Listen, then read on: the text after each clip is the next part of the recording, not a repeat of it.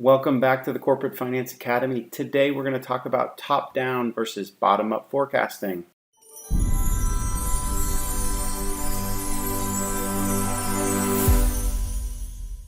Okay, so we're going to cover an introduction, then we're going to get into the tops-down versus bottoms-up, the details, the pros and cons. We'll talk about when to use each, and then we'll talk a little bit about how it works in the real world, then we'll wrap things up. So top-down versus bottom-up. Really what we're going to focus on here is like in a forecasting, like doing an AOP, an annual operating plan, or a budgeting process. And this is ultimately ask the question of how do you want to forecast? But know that you can do tops down versus bottoms up for many different things. It could be a pure sales forecast, it could be an S&OP process, and so on. So there's lots of different opportunities where you can use top down versus bottoms up. At the highest level, a top down forecast is when upper management is effectively dictating targets. They're saying what the forecast is and it's passing them down to the business. From a bottoms up perspective, that's when the details by customer, by product, looking at the market, they're all built up by people within the business, and they build up a plan or a forecast piece by piece, putting everything they know together. Let's start with top down. So like I said, there's a small group of individuals. It's typically the highest level of management with some support from fp&a folks going out, assessing the company, the industry, the environment. And what they're going to do is they're going to make some assumptions. So broad-based things like market growth, industry growth, inflation. And this is usually going to be done at a higher level of detail. So they're probably not going to get into customer level, product level. They're not going to do these detailed cost buildups. It's more like, hey, we're going to assume raw material inflation goes up 3%. We're going to assume that our labor goes up 2%. SG&A goes up half the rate of our revenue. And they're going to have those high arching assumptions, and they're going to run it out for the business. Now, the complexity of it, I talked about level of detail. You could go into more detail, and as you add detail, it gets more complex and more difficult. But typically, this is going to be simpler, easier, and faster to do than a bottoms-up forecast. Now, the pros and cons of a tops-down. So first off, a tops-down is faster and easier. It usually is not going to exercise quite as many people within the organization to do the forecast, which can be very cumbersome depending on the level of detail you go to. It allows the company or folks within the company to focus on strategy and not to just get bogged down with the act of creating this gigantic forecasting process.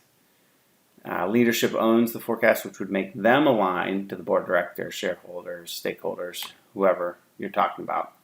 But on the flip side, you've got cons. It's typically going to be less accurate because you haven't gotten into all the details. And while it could potentially be okay at the aggregate level, what happens is you're not going to be able to explain variations from the forecast. When you have one customer up or another customer down, you don't have that baseline to compare them against.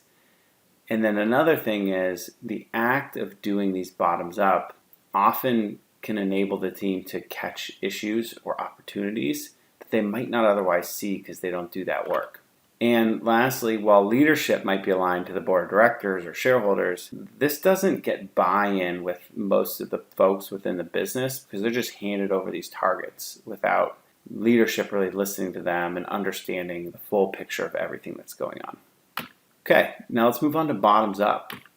So a bottoms up forecast is when employees and management across the business, they look at all these details of the business. What are our products, customers? Are we rolling out new products? What's going to happen to our costs? All these different things, they build it all up, and that's going to inform a forecast and inform what's going to happen in the future. So the way that happens, they're going to get assumptions that if you're making this bottoms up, you're going to get inputs from the sales team, you or the sales team will get some inputs from customers, suppliers, the industry intelligence sources, the procurement team, and the level of detail is going to be much more granular than you would see in a tops down. You're going to understand customers, which products, product by customer, which geographies you're selling in. That might be countries or regions. And it's going to get into all that detail and give you much more information as to what's going to happen in the next year. And the complexity or difficulty, it's more complex and difficult. And the more detail you go into, the more complex it can be. It definitely requires higher level modeling skills. Version control is a huge issue in bottoms up forecasts, and you also are going to need to make sure that you have great communication and alignment across your whole organization. So your pros and cons of the bottom up. The more detailed analysis, like we mentioned, enables you to spot issues, find opportunities, and maybe uncover some things that you might otherwise not notice. It's going to give you the ability to actually analyze your performance versus the forecast at a customer level or at a product level. So you'll understand what you're expecting versus what's actually happening, and that can enable you to take action faster than if you do not have that to measure against. And then a bottoms-up forecast has elements that become the guide for operating the business. So if you think about a tops-down forecast, it's not going to tell you, hey, here's how much of this product you're going to make at this plant, which then tells you how many people you need to have working at that plant. So you separately are still going to have to go do that exercise, and it might be disconnected from your tops down. Whereas in the bottoms up, the actual elements of the bottoms up plan become these guides for how the business will operate in the year to come. So it's going to give HR, the procurement team, the production team, it's going to give them what they need to run the business. And the bottoms up, kind of similar to the first couple bullets, it requires more detail, but it forces that thought across the organization, forces people to think about what's going on. And unlike the tops down, the bottoms up aligns the goals of everyone in the business, and it keeps your planning connected. Some cons: it definitely takes longer. It can require much more effort than a tops down. And sometimes if you don't have a good process in place, a full bottoms up might take you 3 to 4 months. So it's very resource intensive. It requires that great coordination across the business and alignment, which is difficult to execute. And you can get people that get bogged down and they're not really thinking about the big picture or the strategy of the business. They're just trying to get this bottoms up completed. Another thing that happens is when you finish, you might have to do it again because top management will see your number. They'll say, thanks, but no thanks. You got to do better. And then you're going to have to update your models. You're going to have to revisit different things. So it can lead to iterations of work. Okay, so when do you use these? Or what should you use? You might be sitting there thinking, oh, well, bottoms up's better or tops down seems easier. But sometimes there's a time and a place for both. So when you think about top down, if you have limited time available, you certainly might want to think about using a top-down forecast. If you have to do something in 2 days or a week, you can't really do a full bottoms-up, so you might use a top-down forecast. If you're not really doing like an annual operating plan, you're just doing some sort of back-of-the-envelope forecast, it might make sense to do tops-down. If you're doing a 10-year forecast, you might do a bottom-up for 1 year or 2 year of it, but it then doesn't really make sense because you just don't know enough in those out years as to what's really going to happen. So you might just kind of run rate those out based on some high-level assumptions. So the out years of a long-term forecast, you might use a top-down. When things are really volatile, you might not want to do a bottoms-up because everything's moving too much and you just really don't know what you're talking about. So a tops-down could be the simpler method to use, and it could actually be better in the long run. And if you're resource constrained, if you don't have people to do this, it's really hard to do bottoms up. So if you're resource constrained, you may think about tops down. Okay, now when to use a bottoms up. For detailed 1 year operating plans, I generally think it's best to use a bottoms up because you got to measure yourself throughout the year. You need to keep people accountable. You need a plan to govern the business anyway. So how many people are you going to hire? How much stuff do you have to buy? How much stuff do you have to make? So I'm a proponent of it for an annual operating plan.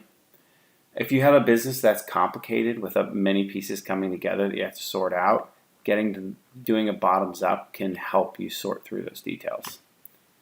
If you have a process and system in place to do this every year and it works pretty well and you've gotten efficient at it, it can make sense to do bottoms up. Mentioned before, but if you ultimately have to be able to explain these variances from your forecast, you're going to want to have the detail at the customer level, the product level.